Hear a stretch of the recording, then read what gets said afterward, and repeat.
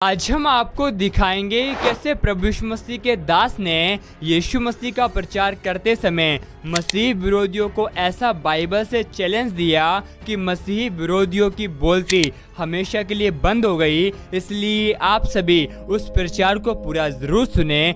आप सभी उस प्रचार को सुन सकते हैं। आप गालियां देते हो, हमें एलिगेशंस लगाते हो हमारे ऊपर, पता नहीं क्या क्या बोलते हो। पैसे मिले हैं, 1 रुपया नहीं मिला है आज तक। सुनिए, हमें पैसे मिले हैं, हमें हमारा धर्म बदल दिया गया है। अब हम लोग मुंह से क्रिश्चियन बोलना भी नहीं आता, फिर भी बोलेंगे क्रिश्चियन हो गए, ये हो गए हैं, अंग्रेजों के खुदा को मानते हैं। आपको मैं बताऊं हम अपने खुदा के पीछे क्यों पागल हैं? क्योंकि हम जैसे हैं ना, उसने हमें वैसे स्वीकारा है। मेरा बाप मुझे एक दिन खाना नहीं देगा तो मैं उसको बाप नहीं बोलूंगा।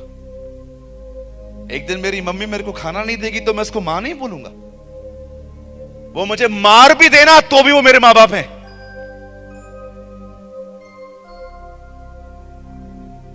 बहुतों का संबंध जानते हो प्रभु के साथ कैसा है? लेन देन पर है।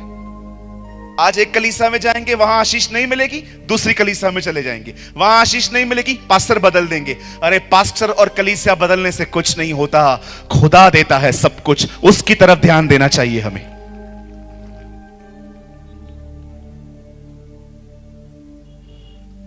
बाइबल कहती है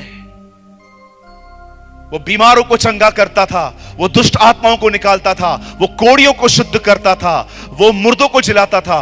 पर आपको पता है उसका प्रचार एक ही होता था, वन मैसेज। वो सिर्फ एक ही संदेश प्रचार करता था। और पता है वो संदेश क्या था? परमेश्वर का राज्य।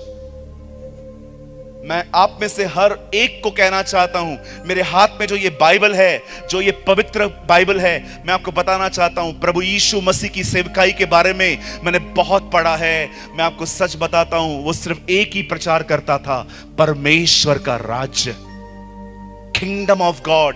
उर्दू में कहते हैं खुदा की बादशाहत। क्या होता है परमेश्वर का राज्य? यहां देखिए,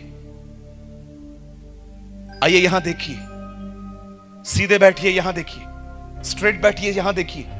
जब परमेश्वर ने इंसान को बनाया,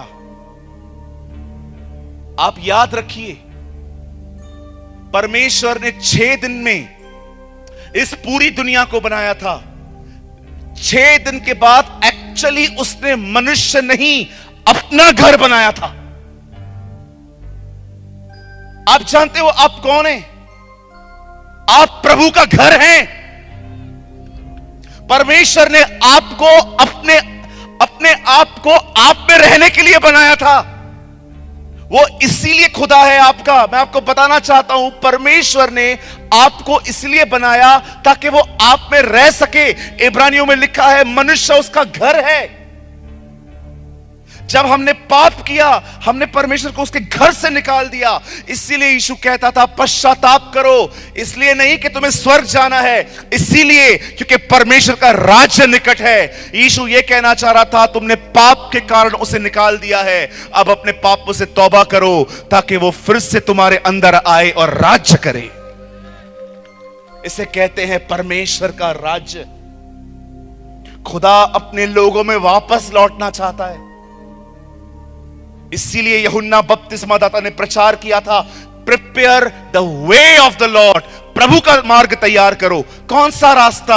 ईमानदार बनो, अपने पाप को मान लो ताकि वो फिर से तुम्हारे अंदर आ सके।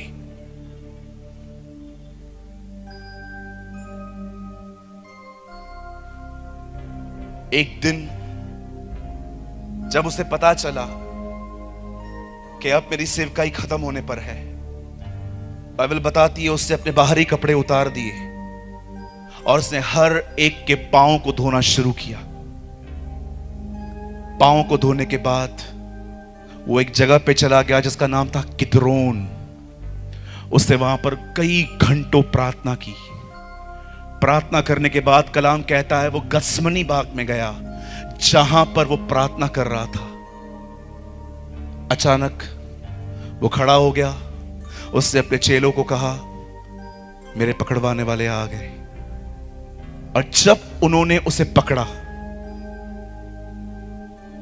खुदा का पाक कलाम कहता है उन्होंने उसे मारते मारते वो उसे ले गए, उसकी दाढ़ी खींच के उसको ले गए।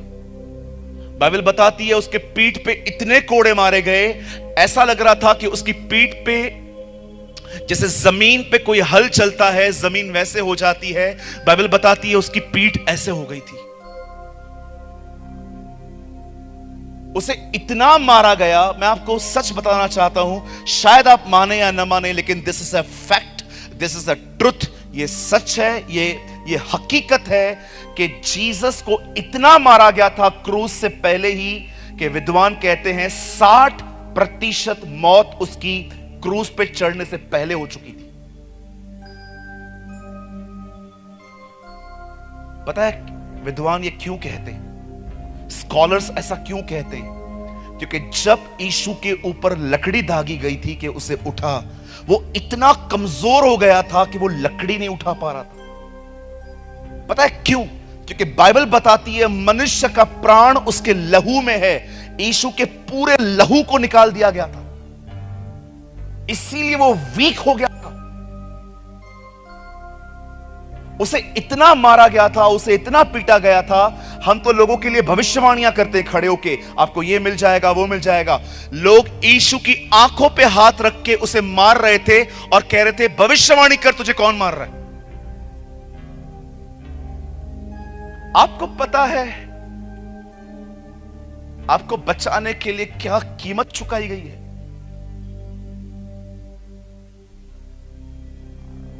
आज बहुत सारे लोग बहुत नॉर्मल लेते हैं इस चीज को। हाँ, मुझे पता है यीशु मसीह मारे गए, गाड़े गए, जी उठे, मुझे पता है, I know how I save. पर क्या आपको रियली पता है कि वो आपको बचाने के लिए कहां से गुजरा? क्या हालत हो गई उसकी? यशाया कहता है जब हमने उसकी तरफ निहारा, वो इंसान की तरह नहीं लग रहा था।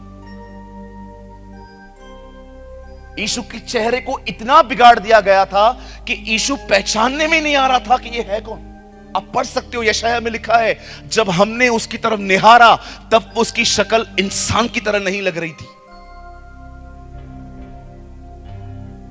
उसे मारा गया, पीटा गया, कोड़े मारे गए, उसके ऊपर सलीब दागी गई, उसे सरकंडे मारे गए, उसको बेइज्जत करते गए। अरे आप गाड़ी चलाओ, जब भी कोई आदमी थूक दे, आपको थोड़े छींटे लगेंगे ना, आपको इतना गुस्सा आएगा कि मैं गाड़ी साइड में लगा के इसको मारूं पकड़ के। आप सोचो उसके मुंह पे थूका गया था, थूके मार रहे थे उसके मुंह पे। मुझे आज भी याद है, एक बार मैं 2 व्हीलर चला रहा था, एक बंदे ने रिक्शा में से बाहर निकल के पूरा थूका, पूरा मेरा पैंट खराब हो गया।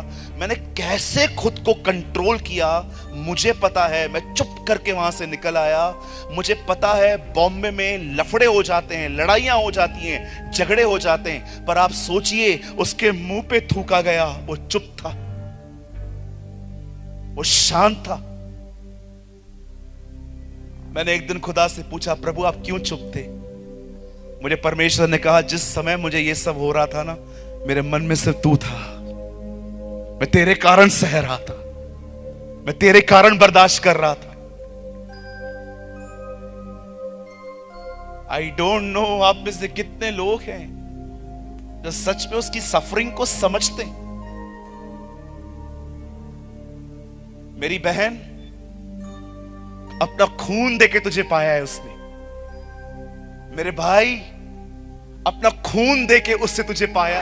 आप सभी इस वीडियो को भी छोड़ के ना जाए, आप सभी इस वीडियो को पूरा जरूर देखिए। जैसा कि आपने वीडियो में देखा कैसे यीशु मसीह के दास ने यीशु मसीह का प्रचार करते समय मसीह विरोधियों को बाइबल से चैलेंज दे दिया। इसलिए परमेश्वर का वो जीवित वचन कहता है, धोखा मत खाओ, क्योंकि परमेश्वर ठट्ठों पे नहीं उड़ाया जाता, क्योंकि मनुष्य जो कुछ बोता है वही काटेगा भी। जैसा कि आप सभी जानते भी होंगे, आजकल ऐसे बहुत सारे लोग हैं जो कि यीशु मसीह के नाम का मजाक उड़ाते हैं और हमारे प्रभु यीशु मसीह के लोगों पर बहुत सारे झूठे आरोप भी लगाते हैं। लेकिन परमेश्वर का वचन कहता है, हमारा प्रभु यीशु मसीह इस संसार में धर्मियों को बचाने के लिए नहीं बल्कि पापियों का उद्धार करने के लिए आया है। जो लोग इस संसार की गंदगी में पड़े हुए हैं उनसे हमारा प्रभु यीशु मसीह बहुत प्यार करता है, क्योंकि परमेश्वर का जीवित वचन कहता है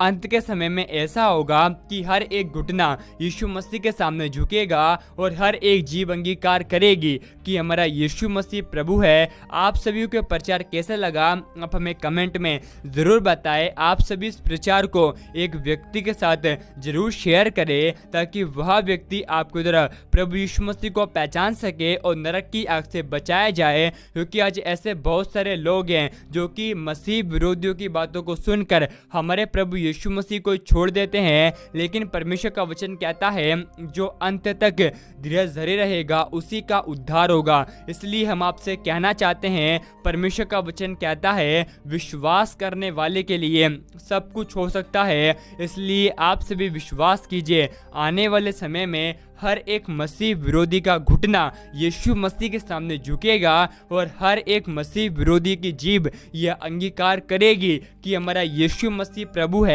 ये हम आपसे नहीं कह रहे हैं, लेकिन यह परमेश्वर का जीवित वचन कहता है। और परमेश्वर का वचन कहता है आकाश और पृथ्वी टल जाएगी लेकिन यीशु मसीह का वचन कभी ना टलेगा, क्योंकि हमारा परमेश्वर कभी ना बदलने वाला परमेश्वर है।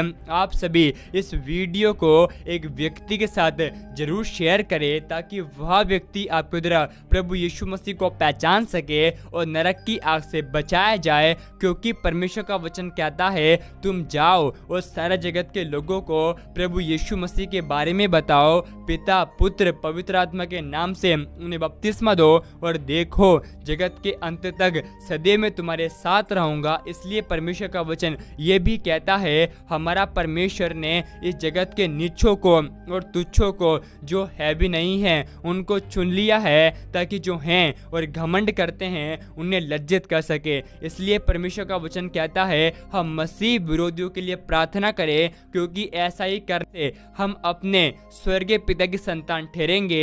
आप सभी इस हमारे YouTube चैनल को सब्सक्राइब कर ले, क्या पता एक परमेश्वर का वचन आपकी पूरी जिंदगी को ही बदल दे। परमेश्वर आप सभी को बहुत आशीष दे।